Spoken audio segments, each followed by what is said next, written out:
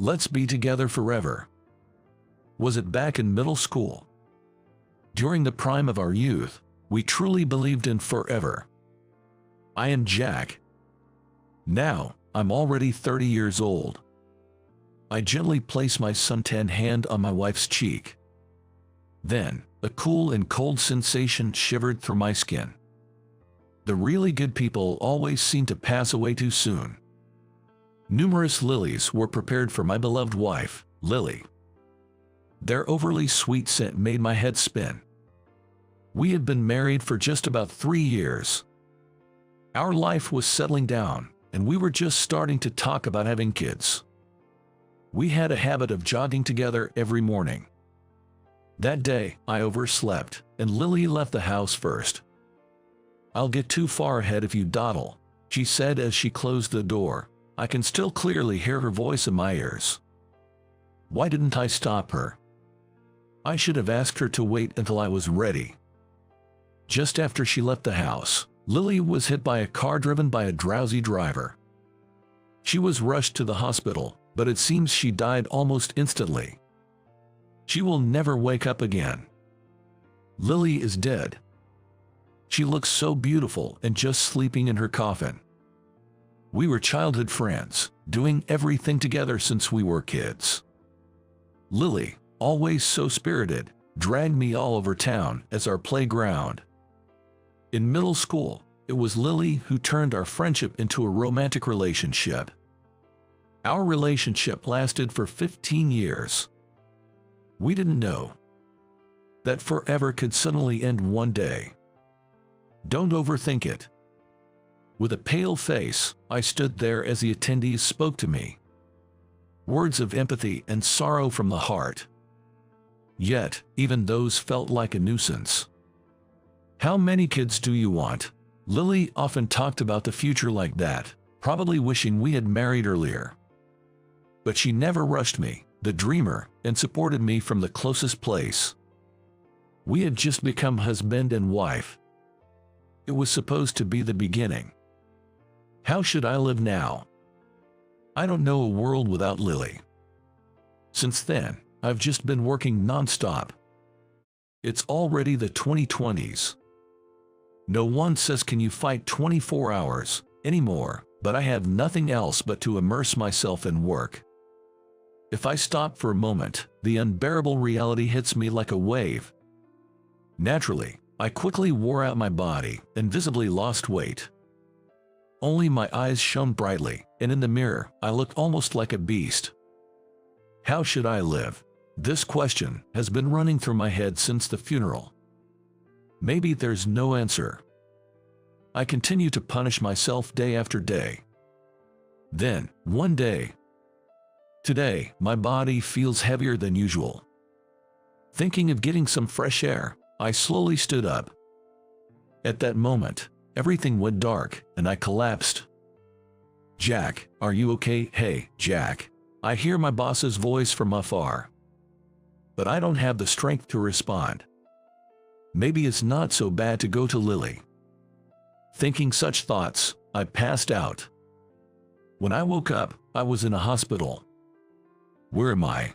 Reacting to my voice, the white curtains around me were swiftly opened. "Did you sleep well?" said a kindly old man. "He is probably a doctor at this hospital. It seems you've been quite exhausted."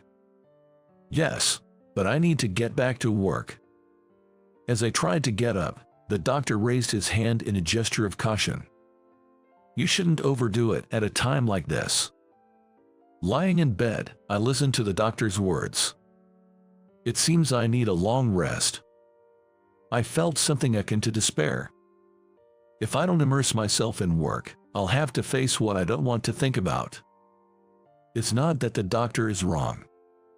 But please, don't ask me to do something unreasonable. After a while of resting, I went straight home. Facing the empty room, I whispered softly, "I'm home." The words vanished into the air like smoke. Resting, but what should I do? Rubbing my chin where a bruise had formed, I threw myself onto the sofa. Then, I noticed the bookshelf in the living room. There were the historical novels and fashion magazines I loved to read, and Lily's favorite books with stylish covers lined up tightly. Among them was one book that somehow caught my interest. I got up from the sofa and picked it up. Complete Guide to Hawaii. That's right. We had planned to go to Hawaii during this year's Christmas holidays. The cover depicted a deep blue sea. A book forgotten as if it had lost all its value. Feeling sorry for it, I brought it to the bedroom and started to read it while lying down. Sparkling sandy beaches and water surfaces that seemed to melt into the sky. Hawaii might not be bad. I took out my cell phone and opened a flight booking website. At this time of the year, just before the summer vacation rush, it seemed quite easy to get a flight. I booked a ticket for one, leaving tomorrow, and then fell asleep. I'll book a hotel when I wake up tomorrow. Well, it'll work out somehow. The moment I landed in Honolulu, I regretted it. I should have worn short sleeves. I had worn a long-sleeve t-shirt that was hanging in my room. I completely forgot about Hawaii's heat. I managed to book a hotel, so first, it's time to eat. I entered the first diner ISO and opened the menu. I ordered a glass of beer and a classic Loco Moco. As I wiped my hands with a wet towel, I looked around to see happy couples everywhere. I want a bite of that, a young woman was playfully asking her boyfriend. Would Lily have acted that way if she were here? After filling my stomach, I walked along the Kalakaua Avenue. But no matter what I saw, all I could think about was Lily. Lily this, Lily that, if Lily were here. Even though I came on a trip, my heart remained heavy. I even found myself hating this blue sky. How should I live? Once again, I started pondering this unanswerable question. In the evening, I sat on the beach with a soda in hand. This sky turned a fantastical color, like a painting. It's called the magic hour. I remember Lily once told me that. As I gazed at the dream-like beautiful scenery, tears began to fill my eyes. But if I'm going to cry, it's better to do so while looking at something beautiful. I wiped my tears with my arm and gazed back at the view. That's when it happened. A black hat tumbled in front of me. A bucket hat, was it? Lily had wanted one too. I picked it up and looked around for its owner. Then, excuse me, I heard a voice from behind and turned around. And then, I was struck as if by lightning. There she was, standing right there. No, it wasn't Lily. Her hairstyle was different, and she was much shorter than Lily. But she looked so much like her. Holding the hat, I was speechless as I stared at the girl's face. Then, she too looked startled. You can't be. She covered her mouth with both hands and stood frozen in shock. We stared at each other, frozen in place. You are. As I began to speak, a man's voice called from a distance. Hey, Emily. Hearing that, the girl seemed to snap back to reality, snatching her hat from me. She bowed quickly and ran off in a hurry. I watched her retreating back. Who was that? Lily had no sister. Then why did she look so much like her? Before I knew it, my tears had completely dried up. Maybe it was just a hallucination, my brain creating images of Lily. Forcing myself to accept that, I headed back to the hotel dejectedly. The next morning, I went straight to the beach after waking up. The early morning sea was refreshing. Standing in the water up to my waist, wearing my clothes, I felt a cool breeze. Memories of the years Lily and I spent together came flooding back. She was always my biggest fan and supporter. Where do abandoned dreams go? Will I forget them someday? As if to shake off those thoughts, I took a deep breath and dived under the water. Even if today is a bad day, tomorrow can surely be a good one. That was Lily's favorite saying. Hey Lily, it's been a while, but no good days have come. I wanted to be with you forever. It was a short trip to Hawaii. While waiting for my luggage, I looked at the photos I had taken on my cell phone. I wished I could have shown them to Lily. After a while, my luggage arrived. Then, I heard a familiar voice. Hey, Emily. It was the same voice that had called out to the girl on the beach. I looked in the direction of the voice and saw a familiar black hat.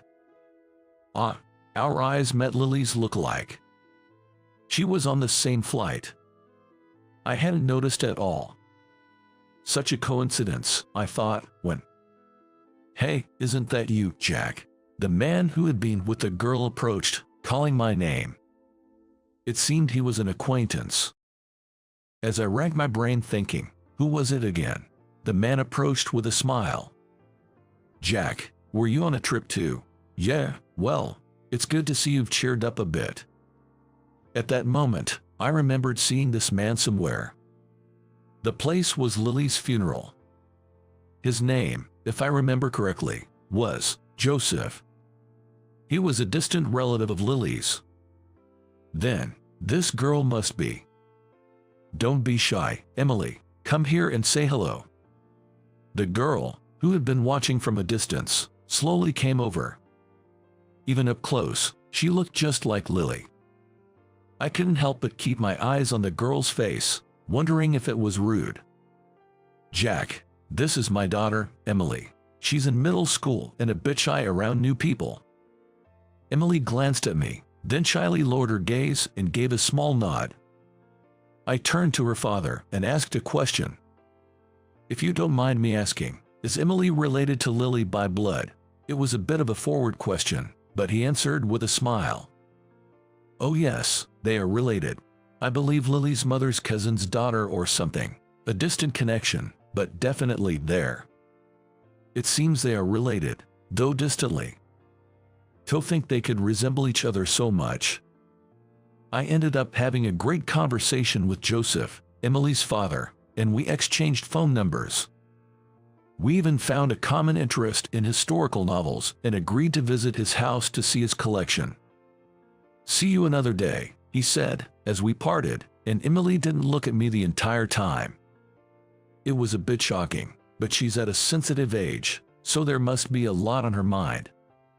Well, time to go. Back to reality tomorrow. Let's go home. Back to that dark room. A few weeks later, on a Sunday, I was invited to Joseph's house. After driving for about an hour, the navigation system announced my arrival. Welcome, come on in. A house in the suburbs. Joseph ushered me in, and the interior was neatly organized. Wow, this is amazing. His prized bookshelf was filled with a vast collection of historical novels. This is just a part of my collection. Well, that's incredible. Then, I heard the front door open. Dad, I'm home. Who's visiting? Emily, apparently returning from an extracurricular activity, entered the room. Hello, Emily. I greeted her, but she quickly averted her eyes and left the room. Emily, sorry, Jack. She seems to be nervous around you. No worries at all. Then I noticed a photo frame displayed nearby. A young Emily, Joseph, and a boy with a woman around Joseph's age. Oh, this is my late wife and son. He picked up the photo frame, and the siblings looked so much like him. His wife, too, had an aura similar to Joseph's, probably from years of being together. Emily was just in elementary school when they had an accident. An accident, huh? Just like Lily. That's why, I understand what it's like to lose someone important. Even if you love them, even if you care for them, goodbyes always come suddenly. Then we talked about the loved ones we've lost, comforting each other in our shared pain. Occasionally picking up a historical novel. Since then, I've started to visit their house more often. However, Emily continues to avoid me. One day, when I pressed the doorbell, it wasn't Joseph who answered, but Emily. Dad's gone to buy coffee. Please, come in. Saying this, Emily opened the door, her gaze downcast. Her expression and even her voice were so much like Lily's. But I shouldn't stare too much. I don't want to be disliked even more. Emily led me to Joseph's room. Then, a familiar word from the living room caught my ear. It's decided, nose riding. I couldn't help but peek into the open living room, and there I was on the TV. A surfing competition from a few years ago. Back when I was still chasing my dream. Yes, I was a surfer, a regular at world competitions. Were you watching this? Emily, with a panicked look, turned off the TV with the remote. Emily, awkwardly looking down, remained silent. Her demeanor reminded me so much of Lily when she was downcast, it made me unconsciously soften my expression. Do you like surfing? When I asked, Emily nodded slightly. Did you know about me? After a moment of silence, she said. I was so surprised to find out we were related. I used to watch your videos a lot, so I couldn't talk to you properly. So that was it. The question I had been wondering about was cleared up, and I felt a wave of relief. I wasn't disliked after all, which was really good to know. Suddenly, Emily, who had been looking down, lifted her face abruptly. Are you not going to compete anymore? No, I'm not. I replied with a powerless smile. I only managed second place in this competition. Anything more is just out of my reach. The dream I had been chasing. The dream that Lily had watched with me. It was to win the world championship and become the world's #1 surfer. But Lily is no longer here. I don't need dreams anymore. But, sorry, I'm late. Joseph, seemingly just back from a run, hastily opened the door. Then Emily stopped speaking and abruptly returned to her room. She seemed like she wanted to say something. But I didn't have the courage to ask. But those words felt like they would stir the extinguished fire in my heart. The following week, I received a call on my cell phone. It was from Joseph. Hello. Hey, are you free right now? Before I could answer, Joseph started explaining. He and Emily were at a surf shop, looking for a beginner's board and needed some advice. Surfing, for Emily. Yeah, she's been asking for a while, and she did well on her exams, so it's a reward. I had nothing else to do today, just lounging around at home. So, I decided to head to the shop where they were. Man, I'm glad you're here, Jack. I had no clue what to get. Joseph said, laughing heartily. Next to him stood Emily, holding her newly bought board, looking delighted. It's been a while since I visited a shop, and I felt quite excited. As we were about to part ways, Emily stopped me. Excuse me, if it's okay, could you teach me how to ride the waves sometime? I was honestly confused. I had stopped surfing after Lily's absence. Riding the waves would surely bring back memories of Lily's smile. That was painful for me. Of course, I won't ask for free. Learning from you, the best surfer, I don't know if my allowance will be enough, though. Emily looked almost tearful, desperately gazing into my eyes. Okay, you've won me over with that determination. You don't need to pay me. How about next Sunday? At that moment, Emily's face brightened. The best surfer, huh? While feeling a bit bitter, I parted ways with Joseph and Emily. The promised Sunday. A surfer's morning starts early. I went to pick up Emily at her house before 6 a.m. She was already waiting outside, eager. Good morning, she said, bowing her head. It felt like a sports camp. Leaving Joseph to join us later, Emily and I headed to the beach. The weather was clear. The wind was gentle, and the waves were calm. The conditions weren't bad for a beginner. They weren't enough for me, but well, I'm not the one surfing. Emily, dressed in her wetsuit, was beaming, and that made me happy too. She's a quick learner, absorbing everything I taught her. Let's take a break for now. After spending some time in the sea, we went back to the car and ate sandwiches we'd bought on the way. Emily seemed to be getting more comfortable with me, starting to share things about herself. She talked about school, her extracurricular activity, her friends, and how she got into surfing. Surfing. My brother loved it. He used to watch your competition videos a lot. Emily was very close to her late brother, and her stories of him were tinged with sadness. Maybe it's rude to ask, but what was Lily like? Lily was. This sea breeze caressed my face. I remember talking like this on days with weather like this. Lily was my everything. More important than anything else, even more than surfing. I felt a twinge in my nose.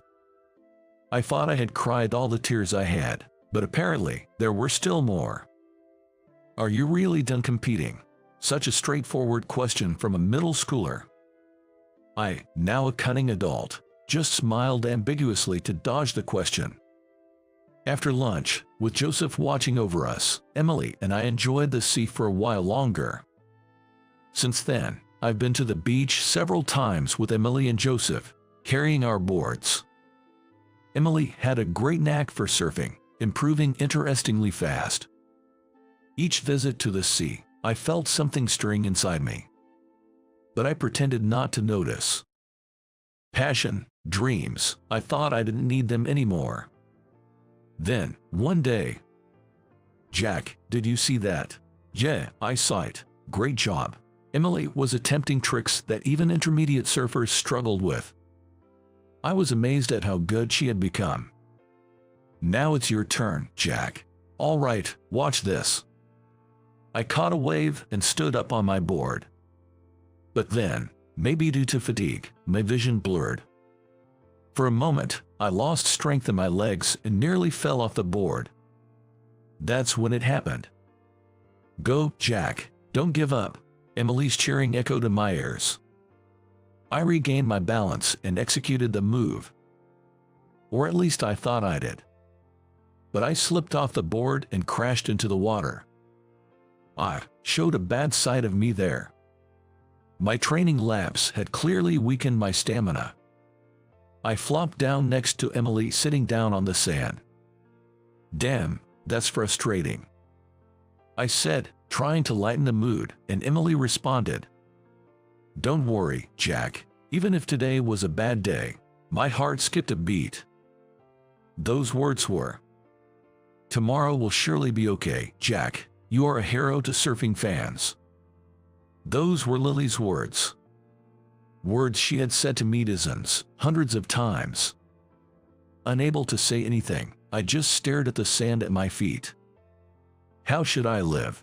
A question that had been on my mind ever since Lily was gone. I knew there probably wouldn't be an answer. But still. Yeah, tomorrow will surely be okay. I stood up abruptly and dived into the sea. My overflowing tears blended with the water, becoming one with the sea. "Hey Lily, I don't think I'm ready to move on yet. But I want to be okay, little by little, tomorrow, and in a year, in 10 years. I want to live a life that wouldn't embarrass Lily. I want to show a cool side of myself to Emily, who has become like a sister to me, someone who shares Lily's words with me. Can I dream again?" As I floated, carried by the waves, I asked this question to the sky. Several years later. "It's all thanks to you, Jack.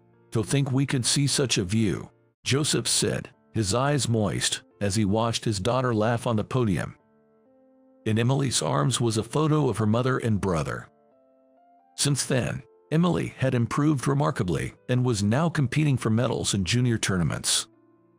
The medal shining on her chest was silver.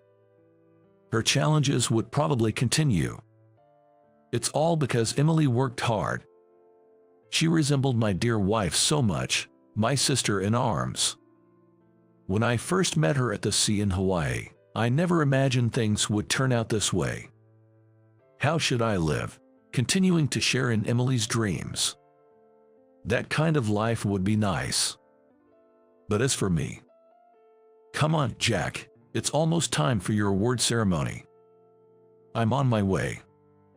I was close, but not quite there for the championship. However, I can still do it. The dream Lily and I watched together. I will make it come true someday. So watch over me, Lily. I will continue to live with my dreams. Last year, my mom collapsed at her workplace. Her condition stabilized, but she had to stay for hospitalization. Yet, my brother's visits were few and far between. He stayed for just a few minutes and would leave the room as if fleeing. Scared of seeing your face, Mom joked. I thought, of course, I'm glaring at him. I was the ruffian with scraped knees, and he was the smart, fair-skinned one with excellent grades. Despite our 3-year age difference and opposite personalities, we used to get along well. After our dad left us for another woman, Mom worked from morning till night to raise us by herself. Mom's gonna be late again today, my brother would say, always cooking our meals. Our relationship changed about 10 years ago. It started when my brother got married. We're expecting a baby. He introduced his beautiful wife. But her personality was ugly.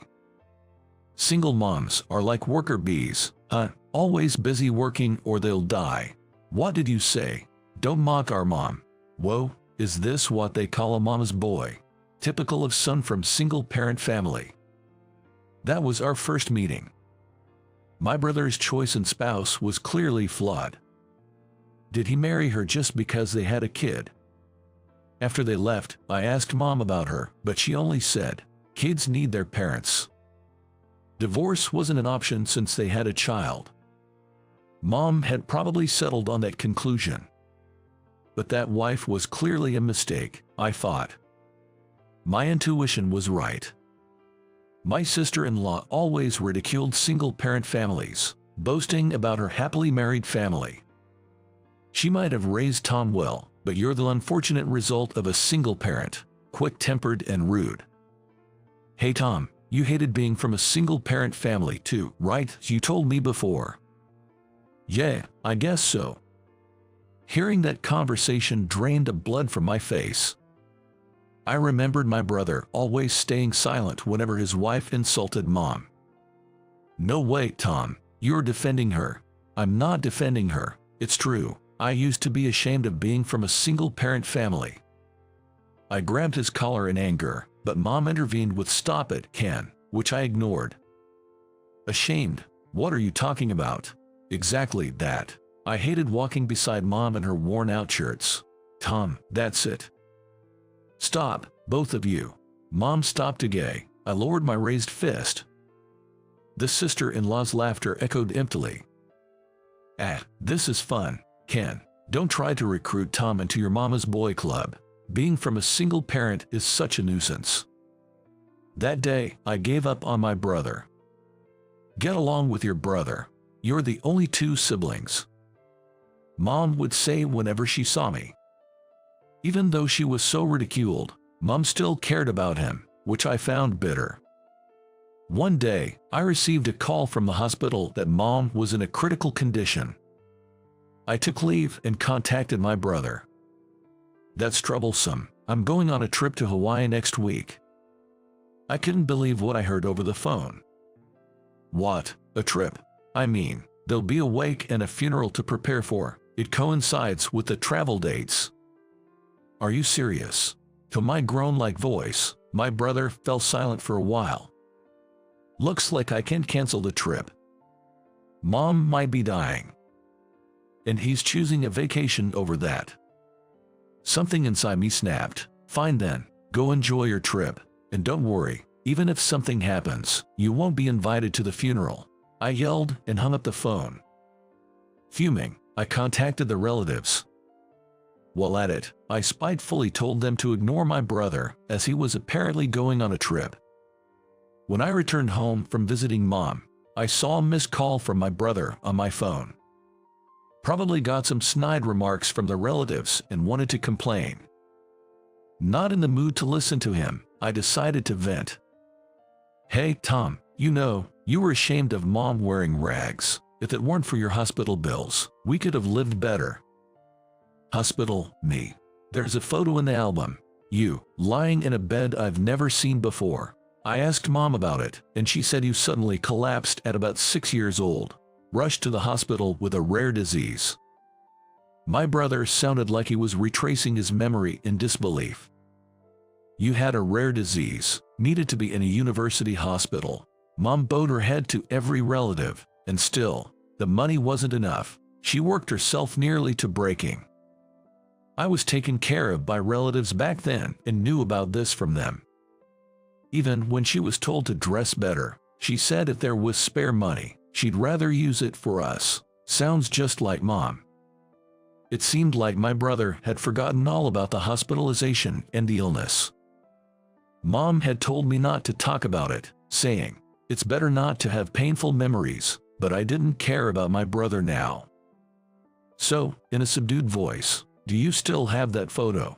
His question took me by surprise. The photo was in Mom's room, so I sent him a picture of it. Little did I know what would happen the next day. On my way to the hospital the next morning, my phone vibrated. Answering without looking, I heard, "Hey, what did you tell Tom?" It was my sister-in-law. She was in panic and irritated, differing from her usual smug tone. Canceling the trip at the last minute, seriously. I was shocked too. Piecing together her rant, it seemed Tom decided not to go on the trip that morning. Who's gonna drive the rental car now? Guess that's a cancellation then. This situation escalated into her one-sided yelling, but Tom had already left somewhere. "You must have said something, you mama's boy." Yes, the mama's boy has an important visit to her hospital, so I'll be hanging up this pointless call. I retorted politely and turned off the phone. What awaited me in the hospital room was more shocking than the call from my sister-in-law. "Tom, what are you doing?" Sobbing and sniffling, my brother was prostrating on the cold floor of the hospital room. Good thing it was a private room. After a while, he calmed down and started explaining. It seems the photo I sent jogged his memory. Realizing my story wasn't a lie, he remembered how horribly he treated Mom. And he came to apologize. You think apologizing now clears everything? That's wishful thinking. But it's my right to make amends. As we talked, the door slammed open, and my sister-in-law burst in, face twisted in anger. What the hell? Why is Tom sitting on the floor? He's apologizing to Mom. What? Just because he's a mama's boy, you make him to do something so embarrassing, unforgivable? She lunged at me, but my brother stopped her. Embarrassing. I'm doing this willingly. I forgot all Mom did for us, and hurt her a lot. Apologizing is the least I can do. What? But you were just saying how shameful single-parent families are. Are you crazy? I was about to yell back, but my brother stood up, catching my attention. I have things to discuss. Let's go home. He told her, and they left the room. I got a call from my brother later that afternoon. We're getting a divorce, he said. Everything was happening too fast. A lot happened, but it's settled now. Hearing my brother speak so nonchalantly, I reminisced about how smart he has always been. He said we'd discuss the details in person, and since I hadn't had lunch yet, I suggested a nearby cafe. While eating the food, my brother elaborated on the details. The last straw for the divorce was apparently her behavior in the hospital room. That figures. Dismissing a heartfelt apology as creepy is beyond forgiveness. I was nodding along when he said, and then there's the neglect of our son. I almost choked. Nick, his 10-year-old son. He is a quiet, intelligent kid, a mini version of my brother. When asked who he wanted to live with after the divorce, he immediately chose my brother, saying, "Mom doesn't want to take care of me." My sister-in-law would just give Nick some cash and order him to prepare his own meals. My brother is a department head at a major company. He is often busy and away on business trips. He regretted not noticing that as a parent, but Nick's smart. She was saying that she wanted him to have a tutor since elementary. The tutoring fees and living expenses I gave her vanished into luxury products. She even threatened Nick not to tell, or she'd get angry. A little digging revealed she had debts from consumer loans. The money for living and tutoring wasn't enough, it seems. When confronted, my sister-in-law justified her treatment of Nick with, "You should be grateful I was even a mother to him. He didn't have to be called a child of a single parent." That's messed up. My casual remark made my brother crack a small smile. He pulled out his vibrating phone and said, "Speak of the devil, it's that messed up person calling." He put it on speaker and pressed the call button. Tom, moving guy suddenly showed up, taking stuff away. "And where's Nick?" My sister-in-law screamed. "That house is being sold. I arranged it with a friend. It's in my name, bought before we married, so I can do as I please. Nick's at your parents' place now." "What? Better secure your belongings fast. The movers have instructions to dispose of anything not specified by me." "Why didn't you send them to my parents' place?" "Your parents decided to cut ties with you. After hearing about how you treated Nick, they promised to see him instead of having anything to do with you." "What are you saying?" "Just so you know, all the documents are with my lawyer. If you dodge the child support and the money you misused, it'll be bad for you." Wait, I'll apologize. Let's start over. I'll even apologize to Nick. It's sad being a child of a single parent. Nick said he doesn't care about being a child of a single parent. He's more embarrassed to have you as a mother. What? I'll make amends too. You should do the same. After hanging up, he sighed and said, "That's pretty much the situation," and smiled faintly. Too well prepared, almost scary. Later, their divorce went through. I don't know the specifics of what happened to my sister-in-law afterward. A housewife who misused living and education funds, suddenly without a home or money, can only imagine her fate. She also has to repay my brother and her consumer debts, so she'll probably have to work from dawn to dusk. I wonder if she ever wanted to celebrate the divorce. Miraculously, Mom recovered. She told me about the time in school when my brother was bullied for having a single parent. Seeing Mom in worn-out clothes and being mocked by classmates must have hurt him. Mom regretted not paying more attention to her appearance. But for me, a self-proclaimed mama's boy, it's not easy to forgive my brother. Yet, he apologized again in front of Mom, crying. The relatives know about his past behavior, so he'll face their stern looks. He has to mend the relationship with his son as a father. Regaining lost trust requires extraordinary effort. I'm happy enough as long as you two get along. Mom laughs, and I think I should help my brother out once in a while.